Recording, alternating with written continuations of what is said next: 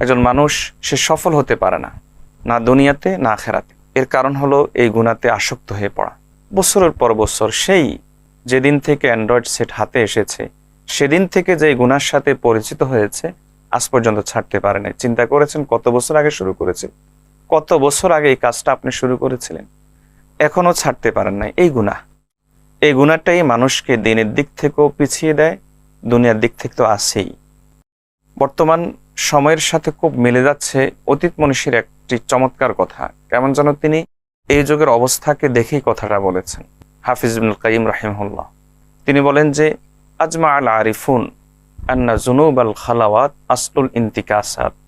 সকল আল্লাহর ওলি এই ব্যাপারে একমত হয়েছেন যে মানুষ দিনের দিক থেকে হোক কিংবা দুনিয়ার দিক থেকে হোক, যেই কোনো দিক থেকে, যেই কোনো বিবেচনায় মানুষ পিছিয়ে পড়ে কেন, পিছিয়ে পড়ার মূল কারণ হলো তিনি বলেন জুনুবুল খালাওয়াত, গোপন গুনাহ।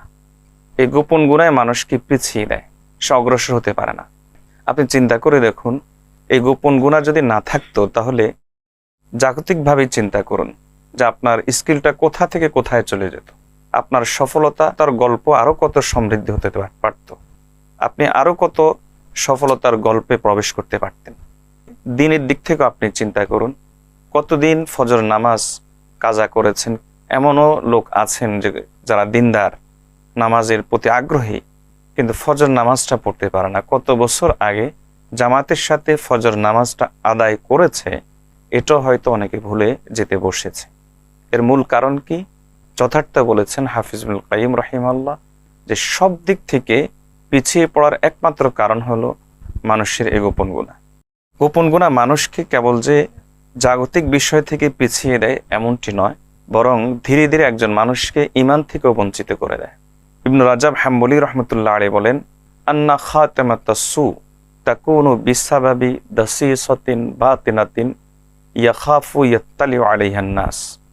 যে একজন মানুষ ঈমান নিয়ে কখন মরতে পারে না, যখন সে এমন কোনো গুনায় অ্যাডিক্টেড হয়ে পড়ে, অভ্যস্ত হয়ে পড়ে, যে গুনার ব্যাপারে তার অন্তরে এই শঙ্কা সবসময় কাজ করে যে আমার এই গুনাহটি যদি মানুষ জেনে ফেলে, যদি মানুষ জেনে ফেলে তাহলে আমার ইজ্জতের কি অবস্থা হবে, আমার মান সম্মান কোথায় যাবে, আমার অবস্থান কোথায় দাঁড়াবে, মানুষ তো আমাকে থুতু দিবে।